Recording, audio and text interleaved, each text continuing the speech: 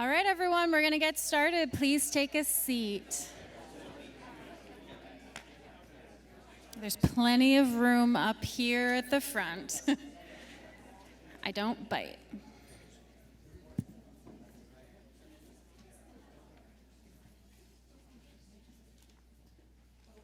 All right.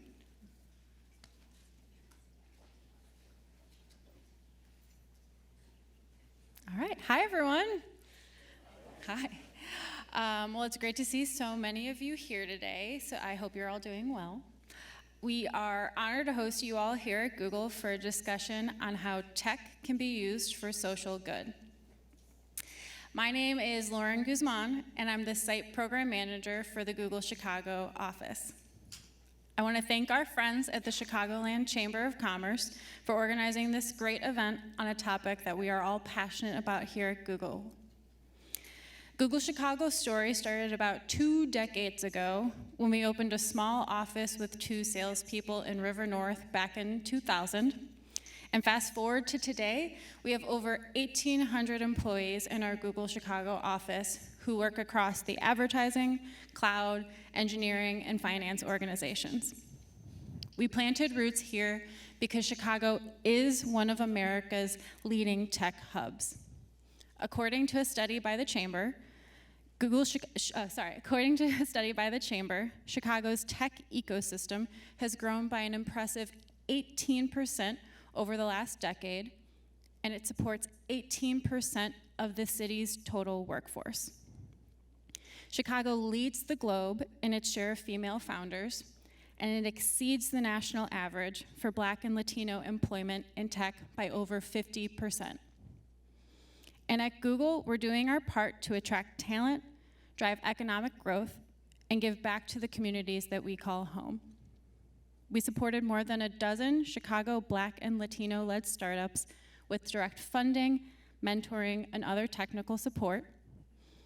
And working with local nonprofits, community colleges, and others, we've supported work that helps job seekers on the South and West Sides find paths to in-demand careers in tech and beyond.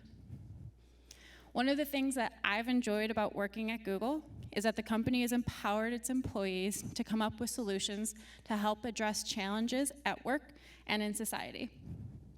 I've had some personal experience with this when back in 2018, I helped launch a program that addressed the need to provide coverage for Googlers while on parental leave, as well as hire and onboard a diverse group of early career professionals that we could invest in early on to become the future leaders of Google and beyond. These are just a few ways that Google tries to live up to our obligation to advance social good, and I look forward to hearing from the other panelists about how their companies and initiatives moves this cause forward. But before we dive into the panel, it's my honor to introduce Jack Lavin, President and CEO of the Chicagoland Chamber of Commerce. Throughout his 35-plus year career, Jack has focused on economic and business development in order to create jobs and improve the quality of life for folks in Chicago and Illinois. I'd like to thank Jack for his leadership and the great work that the Chamber does to help the Chicago business community thrive. Thank you for organizing today's event on a topic we care deeply about, and for the opportunity to host here at Google. Without further ado, Jack Lavin. Thanks, Lauren. 35 years, oh my God, that's way too long. But anyways, good afternoon, and thank you, Lauren, for that kind introduction, and thank you all for being here. What a terrific showing for today's event, Technology Innovation for Social Good. I'm excited to be here. We have a great panel. We have the Deputy Mayor here. But we have a terrific showing today. We had to shut registration down a week early because we were getting too many waitlist requests, which just goes to show the incredible passion the Chicago tech community has for impact-driven innovation. I'd like to start off by thanking Lauren, Jeff Buchan, our Chamber Board Member Rob Biederman, and the entire Google team for hosting us today. Let's give them a round of applause.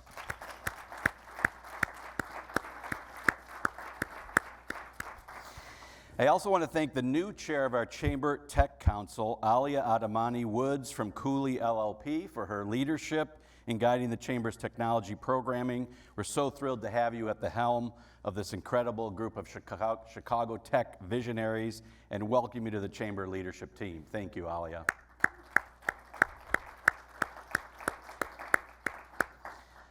Speaking of Chamber, I also want to thank Emily Cooper, our Vice President of Programs, and the entire Chamber team for the great job they did on this event and the almost 100 events we do a year. Let's give them a round of applause.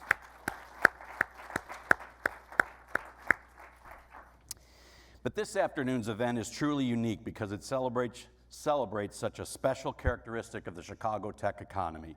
Social impact has always been a hallmark of Chicago's innovation ecosystem, and today we're here to learn from leaders in the space, working not only to advance technology, but technology that changes the world for the better.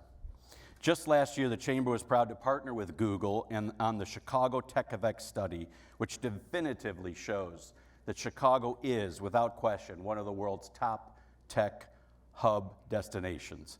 In the past decade alone, Chicago's tech sector has expanded by an impressive 18% and now supports 18% of the total workforce of the Chicago economy with a $74 billion economic impact. But beyond what the tech sector does for the overall economy, it also contributes something that you can't quantify in dollars. What perhaps is more important and more unique to Chicago than any other national tech hub is that we have been able to grow this vital sector of our economy with an intentionality and focus on equity that no other city can match. As an example, the Chicago Tech Effect shows that this widespread tech growth in Chicago is already fueling upward mobility and greater economic equality throughout the city. Median wages are 1.5 times higher in the Chicago tech ecosystem, and half of the top 10 tech occupations are accessible to those without a college degree. What's particularly encouraging is that Chicago outperforms national averages for diversity in tech. Chicago exceeds the national average of Black and Latino employment in the tech ecosystem by over 50%, and 34% of startups were founded by women, the highest share among global tech hubs. Now, clearly, we have a long way to go to create a fully diverse, inclusive, and equitable economy. But what's going on here in Chicago can serve as the foundation for a national model of purpose-driven innovation that other cities can and should follow. And we're already seeing this pay dividends. With their recent purchase of the Thompson Center, a top global company like Google chose Chicago as a place to double down. They could deepen their roots anywhere, but they picked right here in Chicago for a reason. Why? Because Chicago is second to none. We have a diversity and depth of talent that no other city can match. We are a centrally located cultural metropolis, and our relatively low cost of living means that we can offer young talent the best of everything. Our dual airport system and transportation infrastructure are world-class. But above all, we are a place that prides itself on our inclusive and welcoming spirit. And you all are part of that. You are part of this new era of purpose-driven economic growth that will not only set Chicago apart as a global tech hub, but blaze a bold new path forward to change the world for better. So I was told that there was some Chicago Chi Tech for Good, hashtag Chi Tech for Good. If you could, post on social media and do that just to show support for this community. I think that was up there. I was told it was up there. It may not be now, but anyways. So as we think about the power that technological innovation can contribute to the betterment of our society, the man coming to the stage next recognizes that better than anyone. Deputy Mayor Samir Mayekar has lived this ethos of purpose-driven innovation as both an entrepreneur and now as a public servant. A dual graduate of Northwestern University, he spent a decade fostering and growing Nanograph Corporation, a global manufacturer of advanced materials based in Bronzeville, as the company's co-founder and former CEO. And I'm sure you may have heard Nanograph just yesterday announced that it secured another $65 million Series B funding. So clearly, Samir knows what he's doing. He then left the private sector for a role working for another prominent Chicagoan, President Barack Obama, and during his time in the White House. Since returning to Chicago to serve as deputy mayor for neighborhood and economic development, He has been a driving force for programs like Invest Southwest and the COVID Recovery Task Force, the first comprehensive pandemic recovery plan published by an American city. And as a longtime friend and partner of the Chamber, I can say firsthand how lucky we are to have someone with this incredible vision and experience charting a course for our city's economic future. Now, please join me in welcoming a true champion of the business community, the Deputy Mayor of Chicago, Samir Mayekar.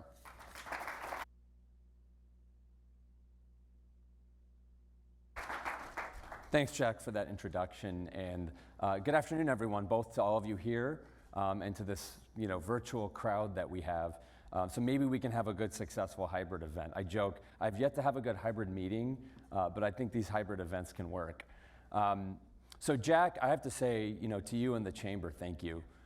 During the height of COVID, we all went through very difficult things, but it was Chambers that really helped our business community navigate very uncertain waters, and what Jack did with his leadership and his partnership was tremendous, so thank you to you and the team. And thank you also to Google. This expansion that Google's doing by betting on Chicago in the Thompson Center, it's one of the largest corporate expansions in modern Chicago history. So we couldn't be more proud to be the home of this expanded Google footprint. You've seen, of course, what they have catalyzed here at Fulton Market, and now we're expecting that to happen right in the core of the loop at the exact time that this city needs it. So thank you to both the Chamber and to Google. Let's give them a round of applause. So our topic today is tech innovation for social good, and this is something that is very deeply personal to me. As Jack mentioned, despite me wearing a tie to a Google event, I was an entrepreneur, and I love our startup ecosystem. And I chose to build my company on the South Side for a reason. And that experience really led me to think about how to serve the public in a way with Mayor Lightfoot and shape, I think, our policy as to how we can bring inclusive economic growth to all communities. So that's what I wanted to talk about here briefly today, is 3 things that I think this audience should be aware of as you all think about how you can drive the forces of social good with whatever field you're in the technology sector. And what are those? I'm going to talk about what we can be doing better on the ground, and I'm going to give you a case study.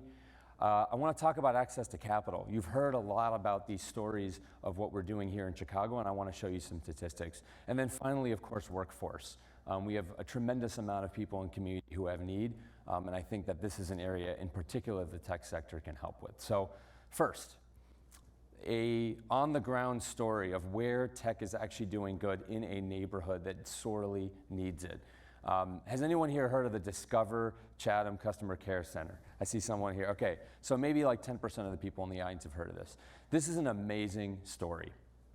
So during the height of the pandemic, Roger Hochschild, the CEO of Discover, came in to see the mayor and our team, and he told us, he said, I need to build a customer care center, and I can do it anywhere in the world, but what I really want to do is to bring it to the south side of Chicago, because Mayor, I hear your call for investing in the south and the west side. And so we worked with Roger and his team, and he took over what was an abandoned big box retail store. And he created a pathway to a center that now is on path to create over 1,000 jobs. And right now there's over 400 people working there. And what's interesting is this started as a customer care center. So most of these jobs, I think over 90% of people live within a 5-mile radius. It's incredibly inclusive in who they employ. And what's amazing is despite the great resignation that we all saw, this customer care center was able to attract and retain employees at a rate not seen in their network. And now this center is the top-performing customer care center in their entire Discover network. But what was amazing to me, and where this turns into a tech story, is this started as what you would say is a call center, a customer care center. They are now building it into a technology hub to do IT training and to create tech jobs in that center because they were so blown away by the talent that was coming to that center. So for us in the city, I think there's a big lesson here, is while it is very important to have a thriving, vibrant downtown, we want to make sure that that continues to grow, and it is. We also need to be creating jobs in communities. And when you think about the south and the west side and the challenges that we face, in neighborhoods that have faced disinvestment for far too long, they had had major employers surrounding those neighborhoods in manufacturers. And as the manufacturing ecosystem changed in the 80s and the 90s, that's when you saw a lot of job loss.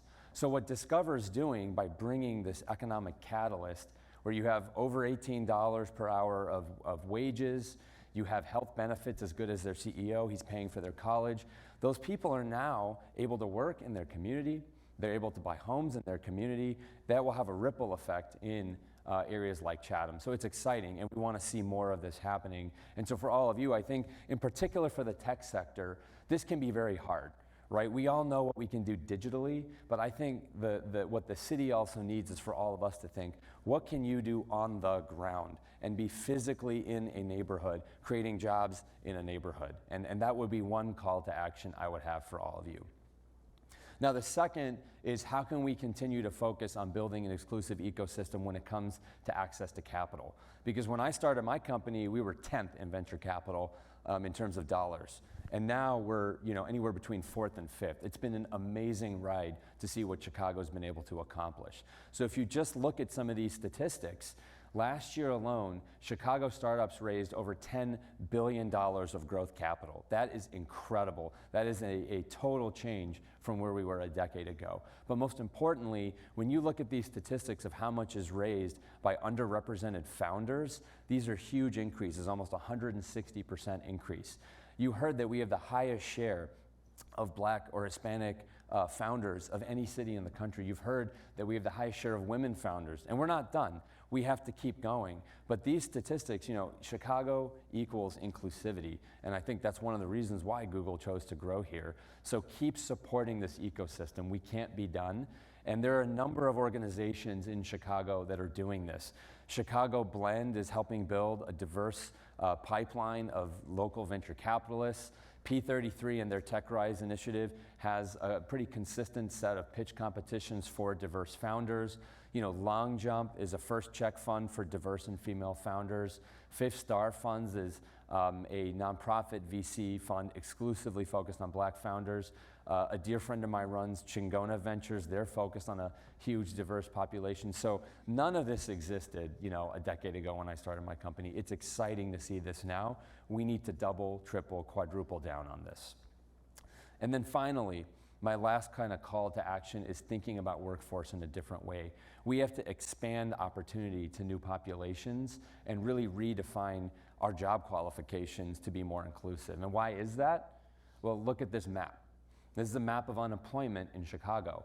And you can just tell, just based on the gradients of colors, we have a below 2% unemployment rate here in most of downtown and on parts of the north side. And if you look at a neighborhood like Inglewood, that's 10 times higher, over 20%.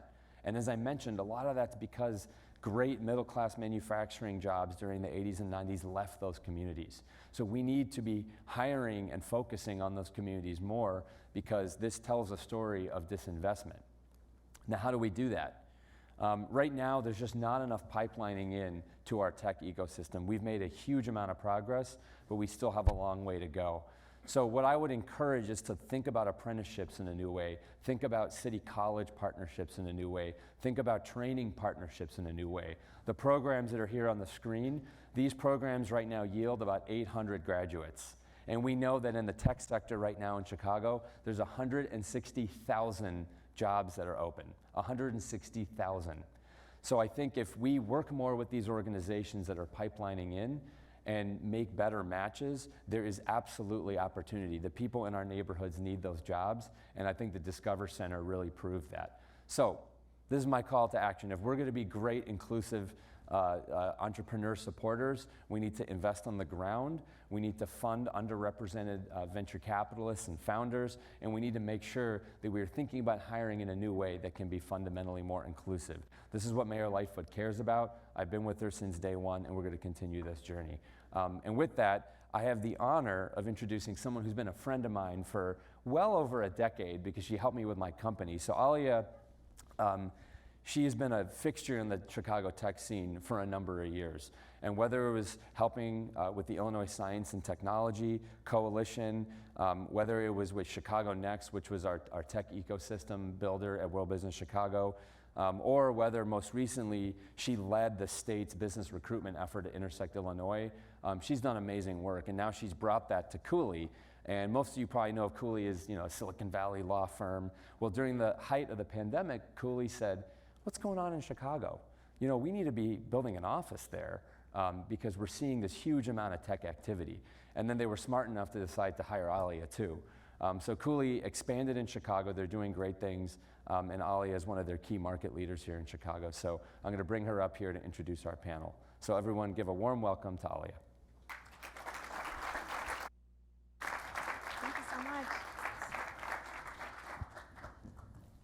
Well, thank you so much, Samir. That was an awesome intro. On behalf of Cooley, welcome to everybody. Thank you to the Chamber, to our hosts, Google, and to our panelists here today, who I'm going to call up to the stage. Jeff Buchan, Head of Partnerships and Strategic Investments at Google. Brianne Caplan, who is the Executive Director and Founder of Code Your Dreams. Anthony Hughes, the Co-Founder and CEO of Tech Elevator. And Betsi, Pinkus, who is the Manager of Tech Talent for the CME Group. Anthony, why don't you come over one more? We're going to put you in order. Oh, never mind. I'm happy to move. It's fine. So as Samir mentioned, I have spent the better part of 2 decades here in Chicago and the last 10 years doing a lot of different things. But the through line for me has really been connecting the public and private sectors and pulling together resources to improve our city, to improve our state, and to raise our profile here as a community. So I'm so excited to be here today with 4 panelists who are really making a big impact through their organizations. I'm going to start off with you, Jeff. Thank you again for bringing us all here together today.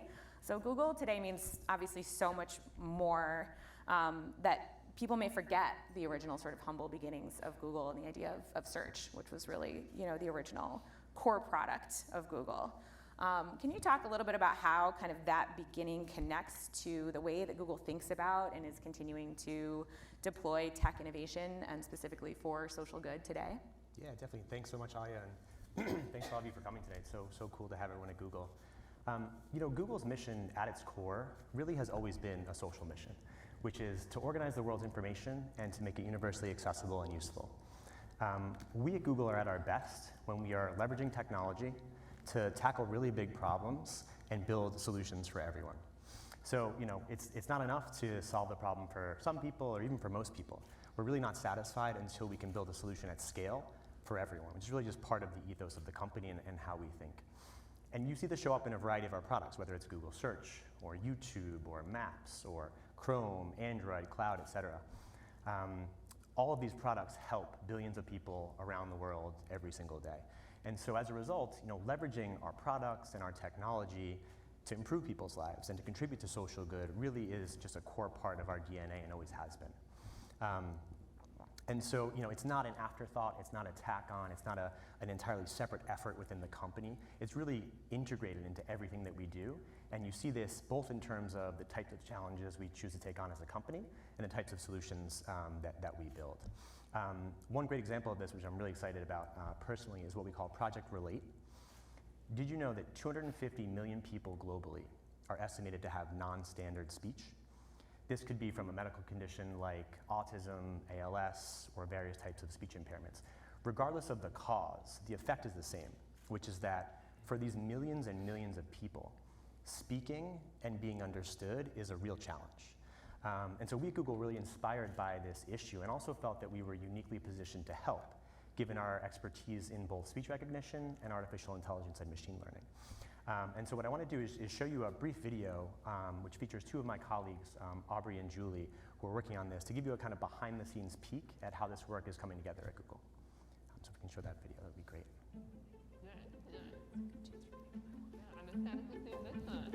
Communication is a fundamental human need, and I think it's also a basic human right.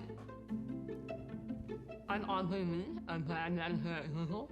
More specifically, I'm a namer, and it's a lot of fun to say that I'm a professional namer.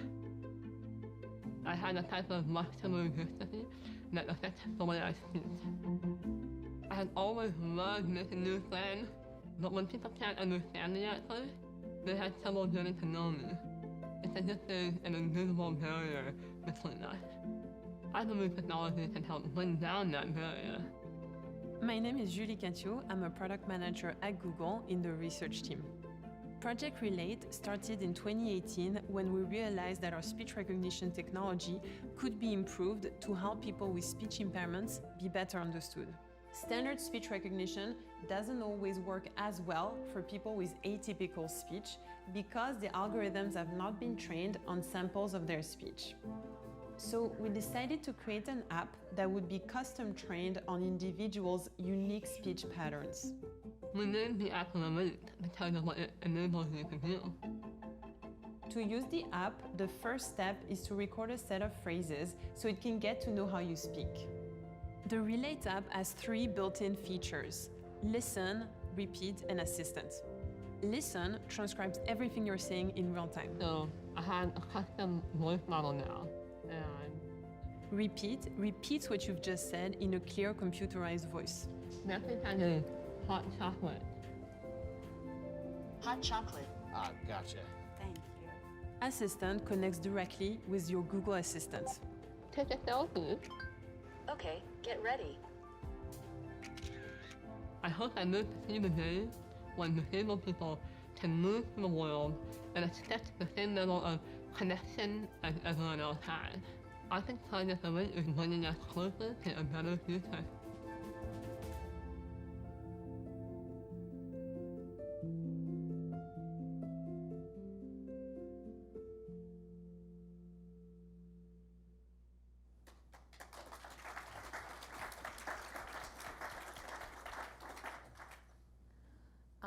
That's, I think, a terrific example of just thinking about technology, not just for social good, but specifically for inclusivity, which I think is a huge, part of our conversation today and something that all of us are thinking about. Jumping over to Anthony, tell us about Tech Elevator for those who aren't familiar in the room. Your program promotes technology innovation for social good. I would love to hear a little bit more about kind of how you are inspired by that, like how you sort of embody that ethos, and in particular, maybe you can tell us a little bit about how at the organization, how you guys think about helping to open up career pathways for folks and promote economic mobility for your students in particular, and maybe give some examples of the types of students that you're serving. Yeah. So thanks again for having me. Great to be on the panel with everybody. We've just seen an example of how technology specifically has an impact of social good. In our case, we are creating equitable pathways into technology. And I think the thing that I am so excited about in terms of workforce is that technology is, and opportunities in technology are probably the most meritocratic places in our economy today, right? You will have a much higher probability of earning a ton of money at places like Cooley and Jones Day and other law firms if you've got a degree from Harvard or Yale than you do a local community college. But in the field of technology, what matters is what you can do, not the piece of paper that you have behind your name. And I love that. I think that's such an amazing opportunity to move people into the middle class, no matter what the background is, and find a field where cognitive ability, is the key driver, because there's such massive need. So at Tech Elevator, we've built an intensive short-form reskilling program that takes individuals with no background in technology, no professional background in technology, and trains them to become software developers, the #1 in-demand position in the US economy today. And we're training about 1,600 people a year right now, and we continue to grow. And we're so excited to have a presence here in Chicago. We work with companies like Google, where our graduates are, JP Morgan Chase, Fifth Third Bank, TransUnion, United Health, a number of major organizations in the Chicagoland area. And we're just really excited to be part of the ecosystem and act as a catalyst here in the community. I have a video as well, a couple minutes if that's okay, and we can play that and go from there. Individuals are working to transform their careers and by extension their lives. And it's our job to support them as they're making that leap. We do one thing at Tech Elevator: take a high potential individual and turn them into a software developer. The year that we founded Tech Elevator, 2015, it was a crazy time. It is amazing to see these students put their lives on hold, quit their jobs, and take this leap of faith. One of our very first 6 students was my own brother. I think we all felt a tremendous amount of responsibility to those students then and now. I remember our first 6 graduates, our first cohort being 18 students after that. And now the fact that we have reached a point where we have multiple campuses and an entire online program that's delivered across the country, and that we're talking about 3,000 alumni, that was never crossing my mind. We were this scrappy little company from Cleveland, and now we are actually influencing the education space across the US. Now it's like we have a megaphone with our national reach. What Tech Elevator gives to our students and our graduates is a level of control of their lives that they never had before. Before Tech Elevator, I was a newspaper reporter. Before this, I had a job at a bank. I was a teller. I was a barista.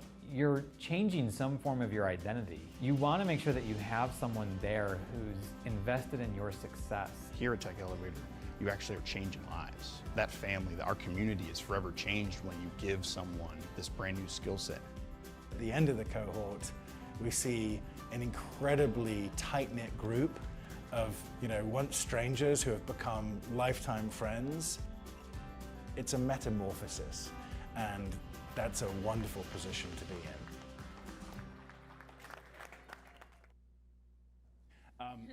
What is really fascinating, and you hear this a lot in economic development and in workforce, is that cognitive ability lies evenly in the general population, even if access to opportunities is not. The privilege to go to college.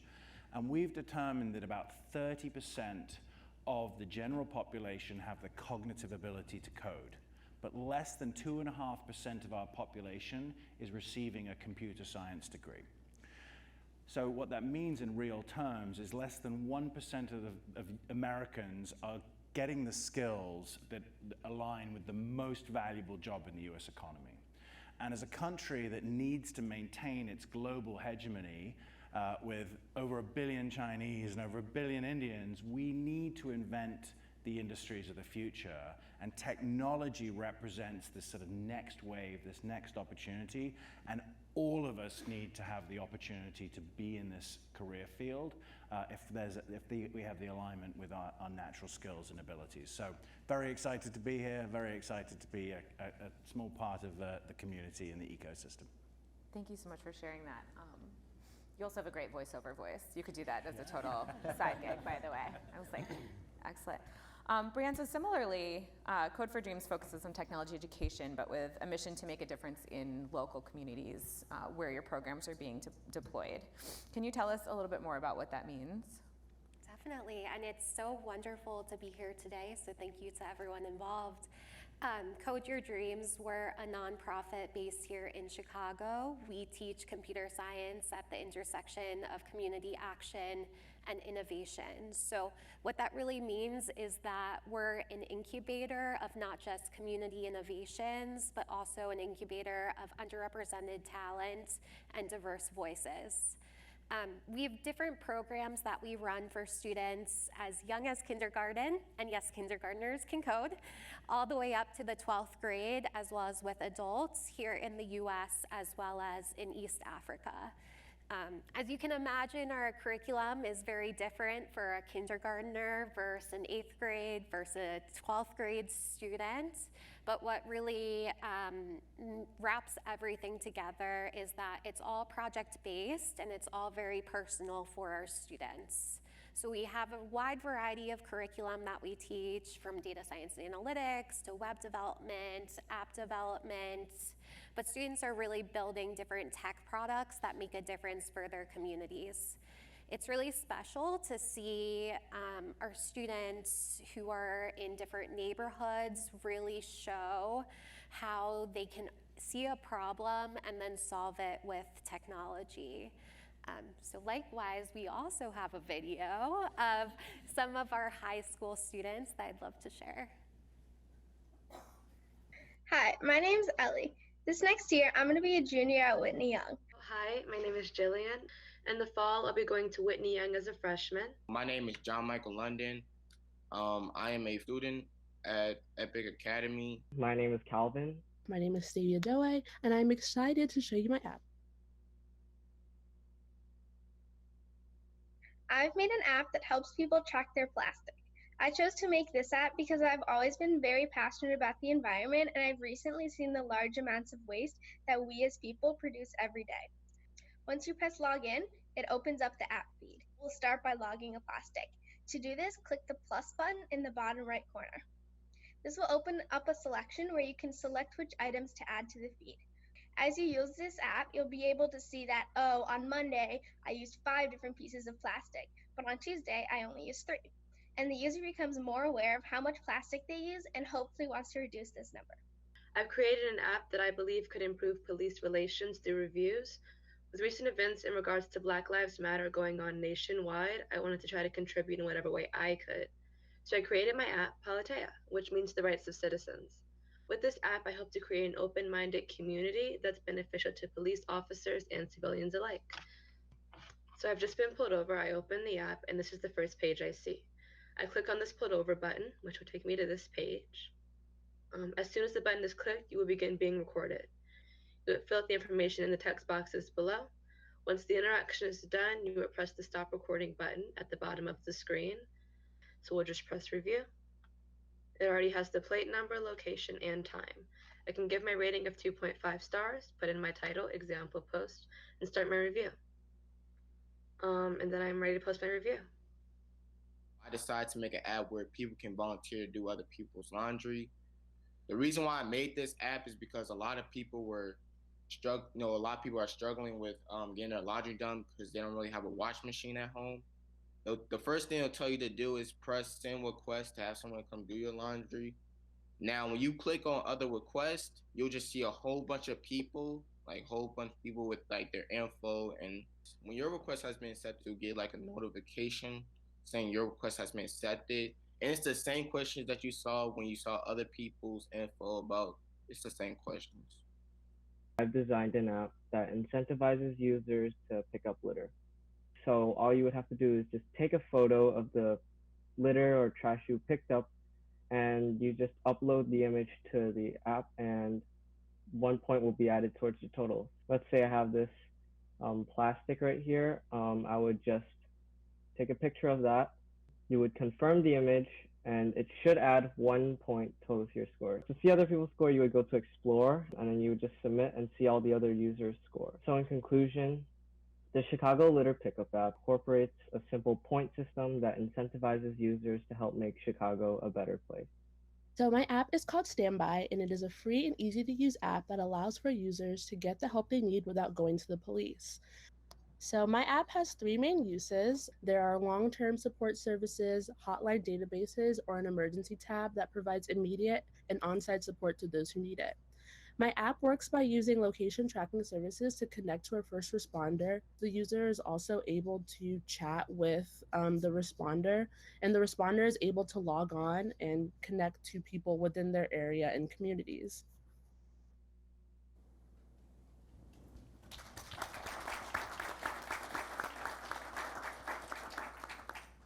And if anyone wants to see videos of kindergartners pitching their apps, I'm happy to share with everyone. I would definitely enjoy that. Well, maybe offline. So Betsi, you lead tech talent recruitment for the Chicago Mercantile Exchange, the CME, which is a historic financial institution in Chicago that is powered by a lot of technology today. How does the CME embrace the idea of innovation for social good, in particular when it comes to sourcing and screening and supporting tech talent? Sure, thank you. I think that there is a lot of intent and awareness that goes into sourcing, selecting, and supporting talent. We do really look at how are we recruiting, where are we recruiting, what do we have to offer, and how are we making these opportunities how are we making the people that going into these opportunities, giving them the best chance for success? And thankfully, we work with a lot of great partner organizations, the Illinois Science and Technology Coalition, POSSE, Genesis Works. I'm learning of a lot more great partner organizations sitting in this room while I'm here today. But we use these groups to establish pipelines for diverse, underrepresented, motivated talent, many of which are focusing on underserved communities, so that we can provide opportunities and bring in really great people that we might not otherwise interact with. Along with that, we create programs. So we have apprenticeship programs, fellowship programs. The fellowship is a opportunity for a first internship to get that first experience that may otherwise be a barrier to getting a job. We're looking at apprenticeships where we're teaching people skills on the job and really aligning them with careers.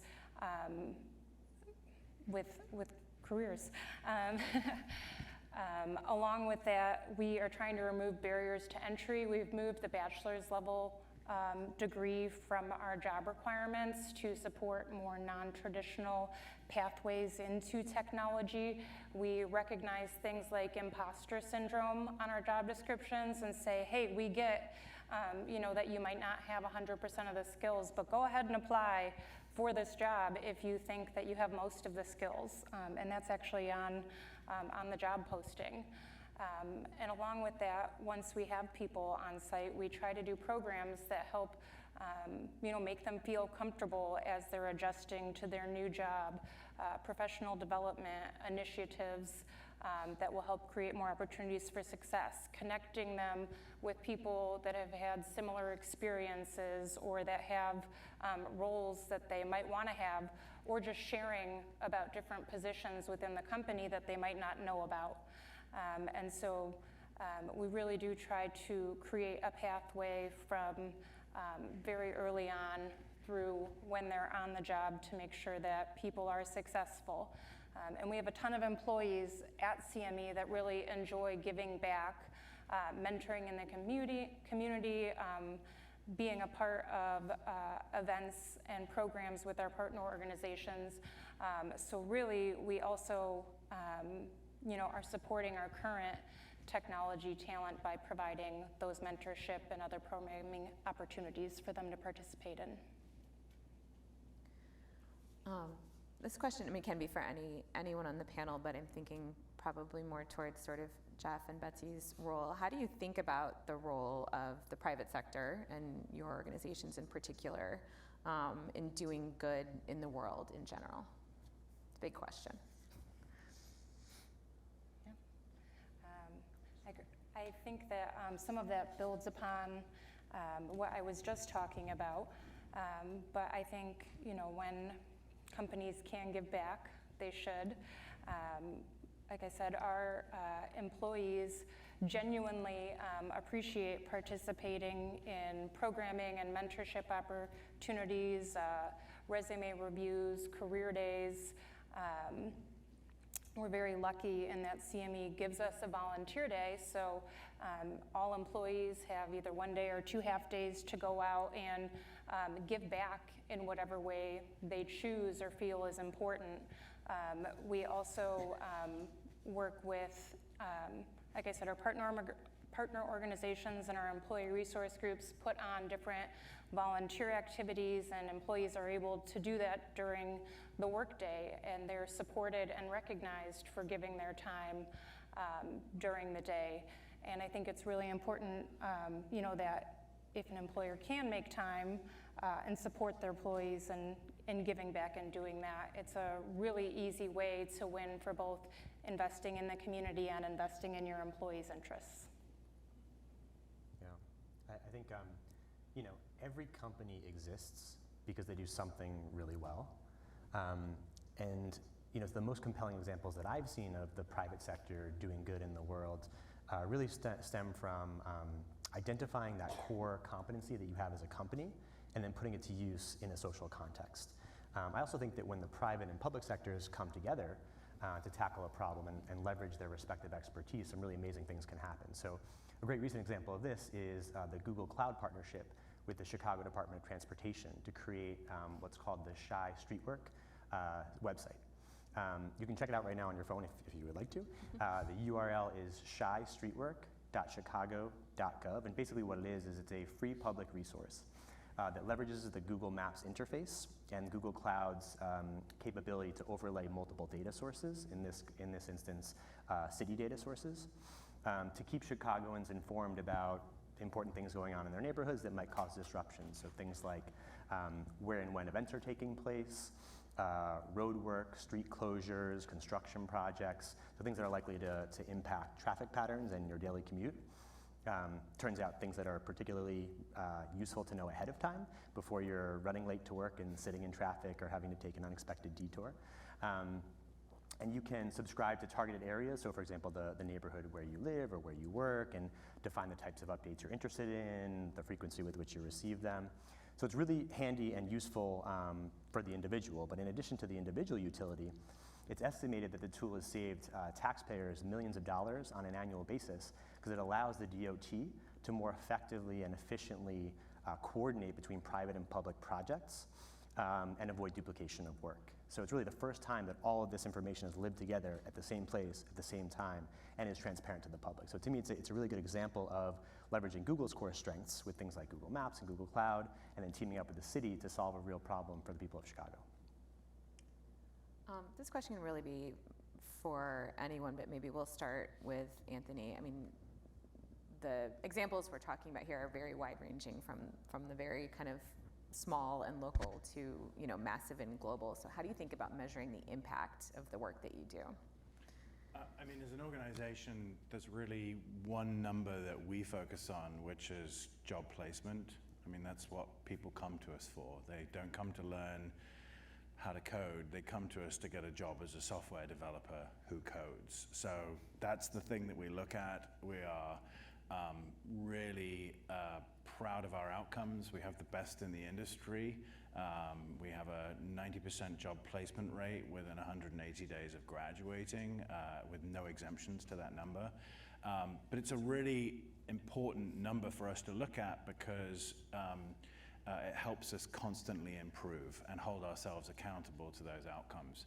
I think it's really interesting, particularly in the space that we exist in, workforce, employment, the tech workforce, that we focus on these outcomes, right? Because the promise of entering into the middle class through high-paying jobs in tech can only be realized when quality training providers are operating. And so organizations that are transparent and open with their outcomes, that share their successes, the things that got them there, I think are really critical. I'm going to just go down the line. Brianne, I mean, it's a different model, so how are you thinking about the impact that your programs are having? Obviously, you're not getting jobs for kindergartners necessarily, but they're making a difference in their lives, so how do you think about that and how do you measure it?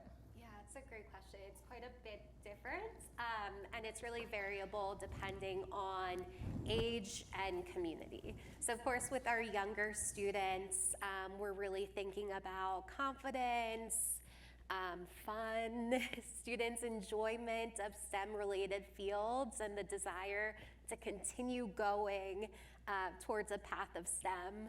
As students get older, start thinking about college and other pathways. So we look at students' intent to, for example, major in a STEM-related field or pursue a degree in computer science.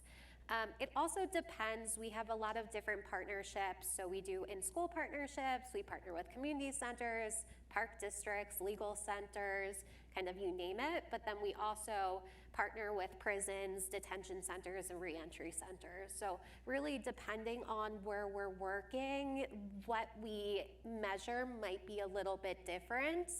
As an example, we just launched a data science and mentoring career program in Burundi. Burundi is a country with the lowest GDP in the world. And so more than anything, we're looking at access to jobs and does a student get a job in data science or technology after the program? Because that is so important and there's such a huge need for our students there. So hard to answer the question, but just very variable. Can you talk a little bit more about how you formed that partnership? Definitely. It's a really exciting partnership, and I'm also excited to get to travel more in East Africa. We partner with a local organization called Kit Hub Burundi. They're a leading education organization. They were launched from a Burundian who has been there for the past, I don't want to guess what his age is, so for many, many decades. And so we partner with them as well as the government. We have the Ministry of ICT behind us, has written a letter of support and is backing what we're doing. And so it's a really incredible partnership where we have the technical experience, the curriculum experience running programs, and then on the other side of the world, we have our partners who are experts on everything that is Burundi. They have trained our staff so that we can make our curriculum culturally relevant and responsive to students. So it's been very much a global effort. That's really exciting. I didn't know if anyone else from the panel wanted to answer that question about sort of measuring impact. I feel like it's something that we all have to think about every day in our work. In an organization like Google, like sort of how do you view that in terms of the programs that you're working on? Yeah, I mean, at Google we love data, so we love to measure things. But I think it really does. It's very much area specific or initiative specific, so it's kind of an unsatisfying answer. But I think it's, we want to make sure we are tracking the right things. You can't affect what you can't measure. So I think it's really about understanding the core issue of the problem and ideally forming partnerships with expert groups outside the walls of Google, because we might think we understand an issue, but chances are conversations with outside experts are going to change our perspective and get us to think differently about things. So I think it's a lot about kind of understanding where you have expertise and understanding where you don't, and trying to get smarter on that issue via partnerships with outside groups as well, to figuring out what the right thing is to measure and then how to build a solution to get there. I wouldn't mind just putting in a plug for the Grow with Google program, which I think is awesome. So, we're right at the doorstep of industry. That's what we do. We're taking people that last mile. Grow with Google is a wonderful program that is helping inspire people, giving them low cost, no cost, low barrier ways for an opportunity to see if tech is right for them. And oftentimes people have gone through a Grow with Google program or tried something through Google or others before they come to Tech Elevators. So I think it's, the work that you're doing as well, that it's really important to sort of shine a light down this path to these careers. So many folks in neighborhoods don't have software developers or technologists in their world. Their next door neighbors might be teachers or working in law enforcement or whatever. And how can we tell those stories? How can we shine the light down the path? I think is really important, and that's a phenomenal gift I think that your organization has given to workforce in general. I'm going to let Anthony answer the rest of my questions. Excellent. This one. I want to pose to both Brianne and to Anthony. We've been talking about obviously careers in tech, and something that dovetails very closely with tech but is a little bit different is entrepreneurship. And both of you in different ways are entrepreneurs who've started your own programs, which is something that's really exciting. So what words of advice would you have for an aspiring entrepreneur who wants to do well, obviously, to be successful, but to also do good while they're doing well? All right. And maybe, feel free to tell a little bit more of your personal story along with that. I feel like I skipped over bios at the beginning because nobody wants to hear me read paragraphs, but I would love for you both to just tell a little bit about your personal experiences. All right. I feel so incredibly lucky to be at the helm of an organization that is an exciting entrepreneurial organization, as well as we're doing good and doing well at the same time, right? So I actually am sort of an accidental entrepreneur. I've always been entrepreneurial in nature, but I was working at a local tech-based economic development organization. I was coaching and mentoring early stage entrepreneurs. We were bringing together successful founders and venture capitalists and creating mentoring sort of groups to guide entrepreneurs. And as these entrepreneurs were raising capital and as they were finding product market fit, as they were going to scale, they couldn't find enough software developer talent to fuel the growth of their businesses. And 9 out of 10 of the startups we were working with needed software developers. So I was working in this nonprofit. We were trying to stimulate an entrepreneurial ecosystem in the economy, and I said, that's the problem that I need to set about solving. And in Cleveland, Ohio, in 2015, when we started Tech Elevator, there were 8,000 software developer positions advertised that year and 280 computer science degrees conferred by the entire four-year institution ecosystem. Oh, and by the way, 50% of them were moving out of the city anyway. So like, we literally had no chance of reinventing our economy if we didn't have the skills, the workers, the talent to do it. So I started Tech Elevator really as a solution to a problem that I was seeing locally in Cleveland, and it very quickly became apparent to me that this was a consistent problem everywhere. So the advice that I would give to folks who are looking at creating organizations, businesses, entrepreneurial endeavors that have social impact is you have to find a big social problem, right? Like every company, as you were saying before, is solving a problem. So find a problem, and find a problem where there's real pain, where people are willing to spend money to solve that pain, right? And in Tech Elevator's instance, our organization's mission is to elevate people, companies, and communities, right? We believe there are smart people in society who have the cognitive ability to do better, to be better. There are companies that desperately need the talent, and when you connect smart people with skills, they're in demand in the economy, you help companies grow locally, they contribute to the economic vibrancy of the communities that we're in, right? So that's, it's a wonderful kind of sort of virtuous cycle that we get to participate in. So I would say to any aspiring entrepreneurs, find a big juicy problem, find a place where people are willing to spend money, and then build the business to tap into that. You can do good and do well at the same time. For-profits don't have to be predatory. Non-profits aren't always benevolent. Go for it. You can create a non-profit or you can create for-profit, and if you have a bent and a desire to do good, the tax status of your business, in my opinion, doesn't matter. I love that. Thank you. Coming from a nonprofit perspective, I really see like entrepreneurship as something that was just in my blood. My grandparents were Holocaust survivors, and my grandfather founded a newspaper in his concentration camp. He taught classes, and he put education over everything. And so he really taught me the power of education and the power of grit and looking out for your neighbor. And so that has really inspired me to found Code Your Dreams. For my background, when I entered into college at the University of Chicago, I received a text from my oldest brother, and he said, "Why don't you try computer science?" And I said, texting back, "Computer ... what? Question mark, people study computers? Why?" And so I really, I took his advice, and I took my first computer science class. And I was so confused how this was the first class of intro to computer science, and somehow I was already behind. I was the only female student in my class, and everyone was already typing code on their computer. And I honestly went back to my dorm crying because this was something that sounded so exciting, and yet I felt like such an outsider. And I think part of me just wanted to prove that I could do it. So I studied really hard. I had resources I was really privileged to have.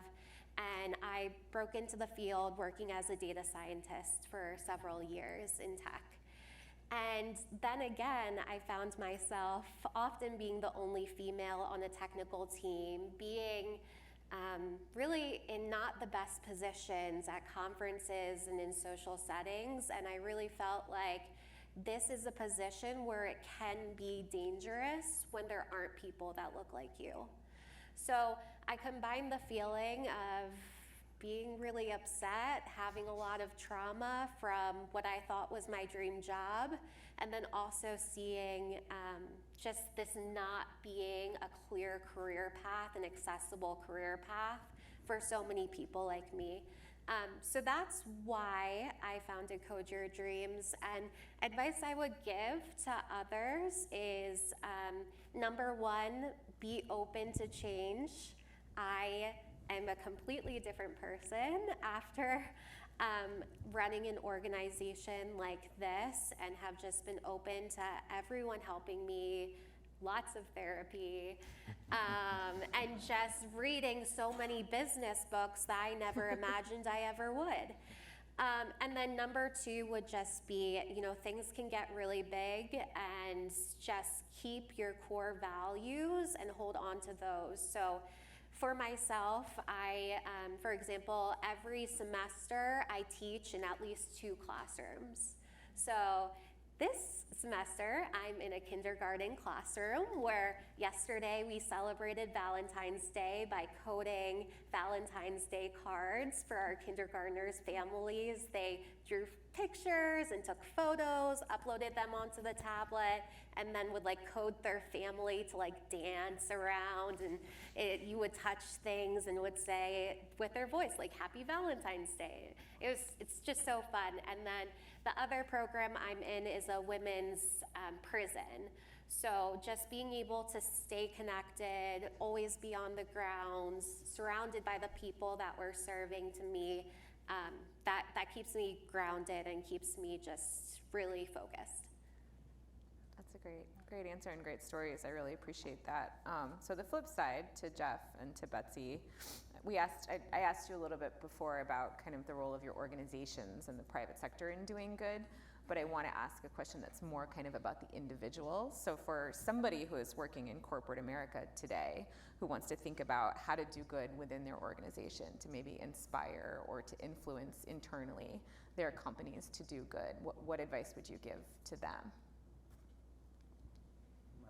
And again, if you want to give a little bit more of your own kind of personal story and how you've thought about that within your own career paths, I think that would be great too. Yeah, let me kick off.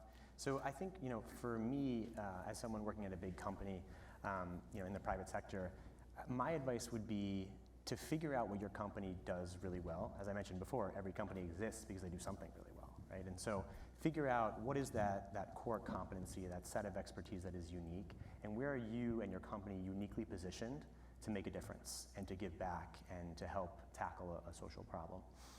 And then to approach that challenge with the same passion and vigor you would any other business challenge, or maybe even with a little bit more. So I think that's really the opportunity. In terms of my personal story, I've had I'll call it an interesting career path. I actually started off working in investment banking at Merrill Lynch. Hated it. It was just not for me. It's a great career for lots of people. Turns out not for me.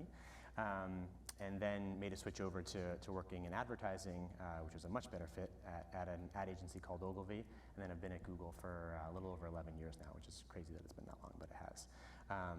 And I think, I'm lucky and grateful to work at a company that I think really invests in its employees, and where there is such a unique impact to give back, right? I mentioned that it's not, this sort of small, separate, isolated team that only works on social good. I would argue, in a way, every employee at Google is contributing to social good because of the products that they're building and the people that they're helping on a regular basis. So I recognize that it's a unique situation. I think I'm very lucky and privileged to be in this situation, in this position to be able to give back. And really, it's just up to me to be able to take advantage of that and deliver on that. So I think it's a lot about Google and a little bit about me. I'm going to ask a quick follow-up, which is one I'm sure that there are people in the audience, especially the students here, would like to know, which is how did you get your job at Google? Oh gosh, I have to think back. It's been a while. I think the short and the real answer is I knew someone who was willing to refer me, and that helped me get a foot in the door. But I think it was, probably the better answer is, and which helped me make the jump from investment banking to advertising and then advertising to tech, was to really be reflective about my personal value proposition. Why the heck would Ogilvy want to hire a stiff investment banker like me, right? And then why would Google want to hire someone with no tech experience? I think you have to be reflective about what your personal value proposition is and what kind of transferable skills you may have that can make you stand out from the sea of other candidates who on paper might be more experienced than you, might be the more obvious pick. So really just being reflective about that, being able to articulate that in an interview context, in a resume context, I think those have been helpful for me personally and probably helped me get the job at Google. I would say for someone looking to give back and grow that in their organization, my advice would be to utilize your network and find someone that rounds out your strengths. So if you're looking to start up a new opportunity, find other people in your network that are excited about that, or talk to people in your network at your work that are excited about that, because they can connect you to other people to make it a larger movement and to bring more awareness. And then also, if you're more of a doer, but you're not great at, singing all of the wins that you've had, find that person to help you, to share your story, so that way it moves up. I would say that in my personal experience, we've been able to start up several employee resource groups at CME based on individuals expressing a need and saying, we want to provide support to individuals at this organization and then outside of the organization. And it started with a few people saying it and grew. And from there, we've had a lot of good happen in our organization, and we've been able to do even more outside of that. So definitely utilize your network and then find a core group to sort of have wins and then bring up all those wins so more people are aware. I would just say, if you're somebody in an organization that is tech-driven, you're looking for tech talent, just understand a little bit to Jeff's point, there are real pains inside corporate America right now, that there is not enough diversity in technology, and we're coming at these large fortresses from the outside, recommending our graduates to be interviewed and hired, hopefully. We need champions on the inside who are willing to advocate internally. We're seeing companies around the country starting to take kind of the leading edge in talent, and these are companies that recognize that a talent strategy is an external strategy and an internal strategy, and you can find amazingly brilliant people inside of your organization in low-skilled jobs, in customer service, in retail, and you can upskill, reskill, and elevate those people, and you can check a lot of boxes around priorities for diversity, employee retention, your employer brand, and it takes champions that are willing to stick their neck out, but also recognize that when you take risks in your career, you leap ahead when you can be successful, and there are multiple examples of success that we're seeing in this space. A very, very quick example is that we're doing a project right now with the former CIO of McDonald's, actually, who got recruited to AutoZone down in Memphis, and she is reskilling AutoZone store associates and warehouse associates into software developers, right? It's not Google, right? AutoZone isn't necessarily the company that a computer science grad says, I'd really like to go work in AutoZone, right? But who better to build the technology solutions that power this business than folks who have interacted with customers face-to-face, use the point-of-sale systems, recognize the challenges, reskill those individuals and put them into the tech division. It's brilliant, and it's a much more sustainable tech talent strategy, while also really showing your employees that you're committed to their elevation at the same time. So I think there's a ton of opportunities for people that are motivated to be those champions of change inside companies as well. Well, that brings me to the end of my questions. I've been handed a handful of questions that were submitted in advance. So these are sort of wild cards that you guys haven't gotten to see yet. So, you know, be ready to think fast on your feet, I guess. Question number one, and you know, we can rapid fire. Anybody can take these on if you volunteer. Otherwise, I'll just be Socratic and call on you. What do you see as the next big opportunity sector for innovation in tech? We've talked a lot about, you know, the current work, you know, mobility, upskilling in certain areas, but, you know, thinking big, whether it's in, you know, maybe in the realm of sustainability or, you know, thinking about the application of artificial intelligence to any of the work that you're doing, kind of where do you see as sort of what's the next frontier in your work? Not everyone at once. I do think sustainability and specifically like climate tech is a really big opportunity for a lot of people. I think in many ways it's kind of the challenge of our generation, I'm starting to see signs of a lot of tech talent choosing to pursue that challenge. So I think that's definitely an area that I would pay attention to. Probably too early to say, you know, if it'll be like the area, but I think it's certainly a pressing social, you know, problem and challenge. And I think technology, there is a role for technology to play in helping address that issue. So that's an area that I've seen, you know, continued sort of talent moving towards in different areas. So I think that's an area to pay attention to. Yeah, I would totally concur with that. I would also say there was a fairly good amount of schadenfreude around the collapse of crypto. But there is some really cool stuff around the blockchain technology as well that I think we're going to continue to see opportunities there at the same time. Totally agree on climate. I think a lot about how America is going to maintain its global hegemony, and I really do believe that the nations that say we're going to truly commit to a carbon neutral future and the technology that drives that, they're going to own a lot of the future and a lot of the economic dominance as well. We hear a lot about how, you know, Chicago locally is a huge, you know, talent producer, obviously, and we have amazing school systems here, colleges, universities. How do you all connect, and how do we get better sort of connectivity between our university system here in Chicago and the work that you're doing? Maybe we start with Betsi. Yeah, I think there's a lot of great programs at universities, and universities do a great job at reaching out and saying, hey, we have these programs, what can we do better, or how can we better meet your talent needs? So right now we work with Wright College is the most recent group that we've started collaborating with, and they promote our fellowship program and then reach out to us for feedback on how can they change their classes, how can they better prepare their students for these types of roles, which types of positions are we looking to recruit for, and what can they maybe add into their programs. And we also have a research lab down at UIUC, and we work with them to do proof of concepts and you know, build out the student experiences and bring them from, you know, UIUC into Chicago and then into the full-time profession and try to create that retention.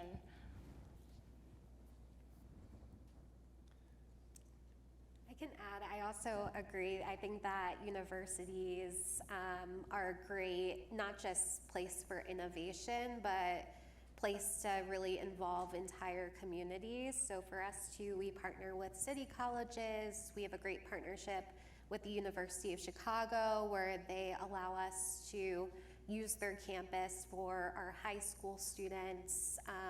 I think in general, it's just, I really encourage our students and our teachers to visit local colleges for students to have that exposure and be able to really see themselves on our campuses.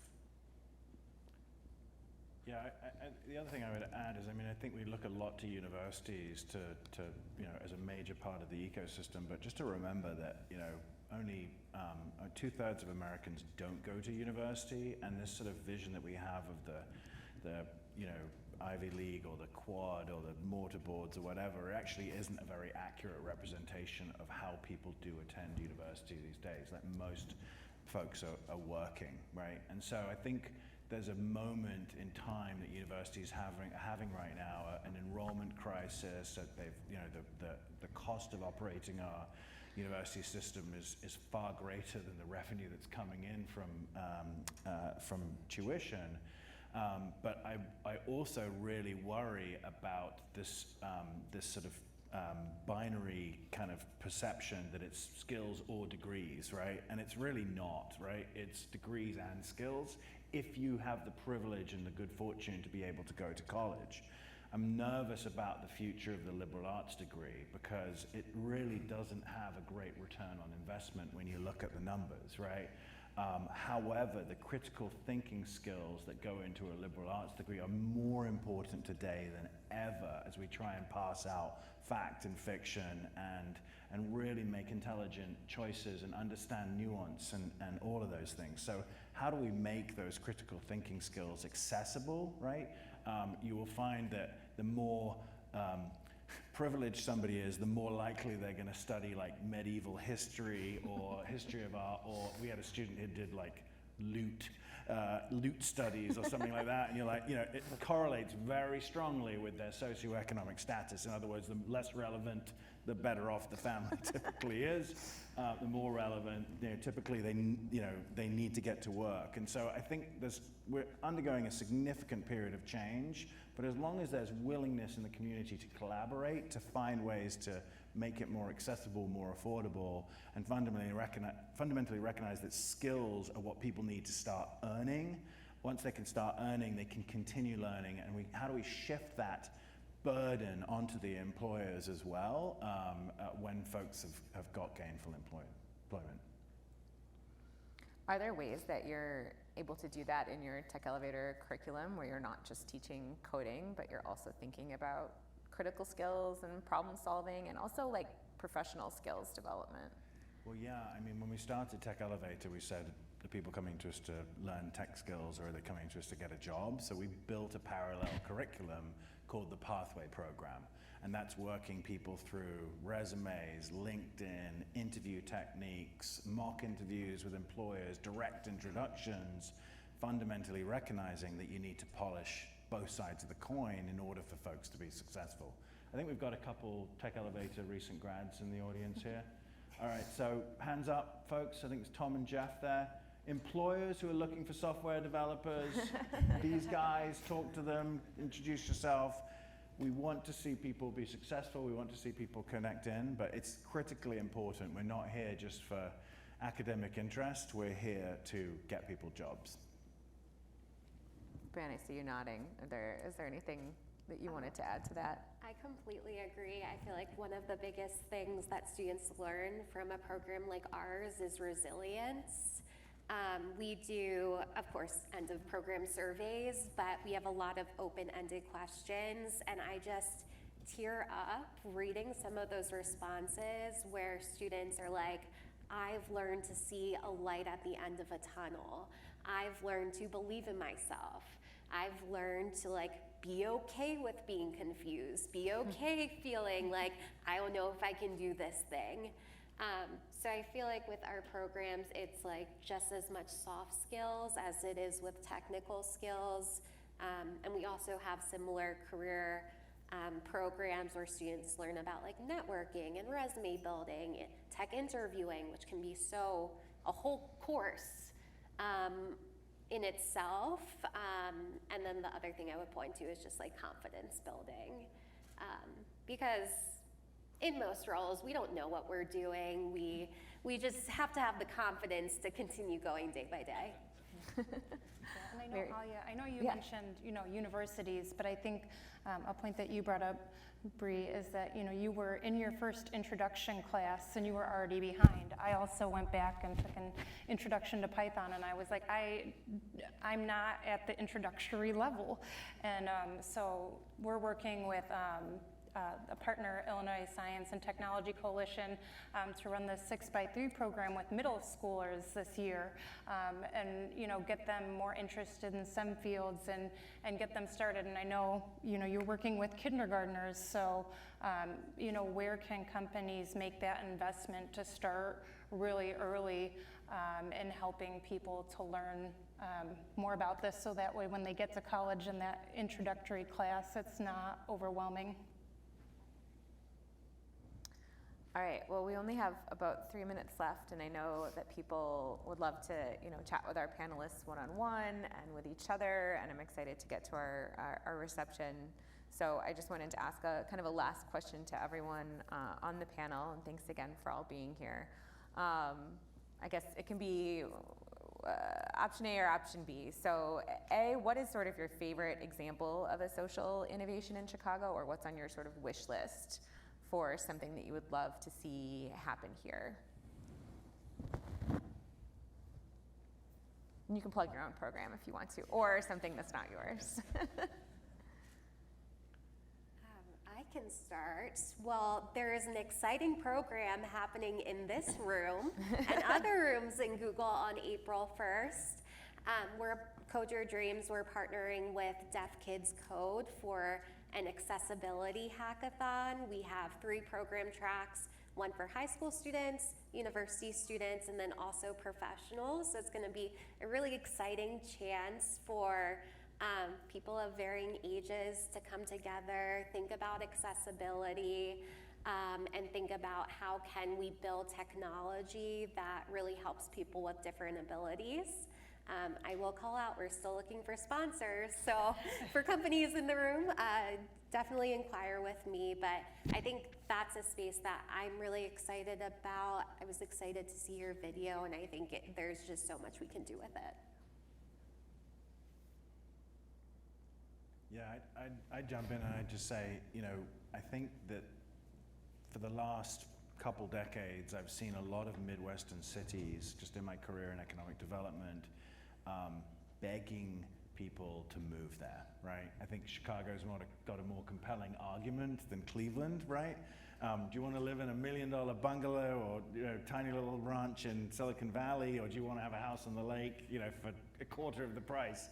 But it's kind of sad, right? Like, it's just desperate. We have amazing communities, incredible bone structures, and incredibly hardworking and smart people, and just begging people to move here is just sort of sad and pathetic. Like, we have an opportunity to build, to build from within, to empower everyone to participate. And so I think Chicago's absolutely got the best position, the critical mass, the incredible companies are here, the fundamental recognition that every company is a technology company. Like, the last headlines about, Google and Salesforce and others, like hiring freezes, 10,000 layoffs or whatever. I mean, it is a blip. The technology industry is so much bigger than FANG, right? And so this is the opportunity to empower people in these communities to participate in the tech economy. And I think Chicago is wonderfully positioned. The question is, are we going to capture that opportunity and truly give people those paths? And as employers, as leaders in the community, each of us can play a role to push people to take risks, to give people chances, right? Jeff, you got an in, you knew somebody, right? And you got to prove that you're an amazing person, but who's going to champion somebody that doesn't have an in? How are you going to reach out to the community and sponsor somebody to give them a chance to mentor somebody so that they can prove themselves and then create that conduit for people in their communities to come in as well? I think we all have to own that, because in aggregate we can make an incredible difference in people's lives and in the community more broadly. Thank you for that. I think that's a great note to end on. So thanks again to all of our panelists, and we look forward to connecting with you during the reception.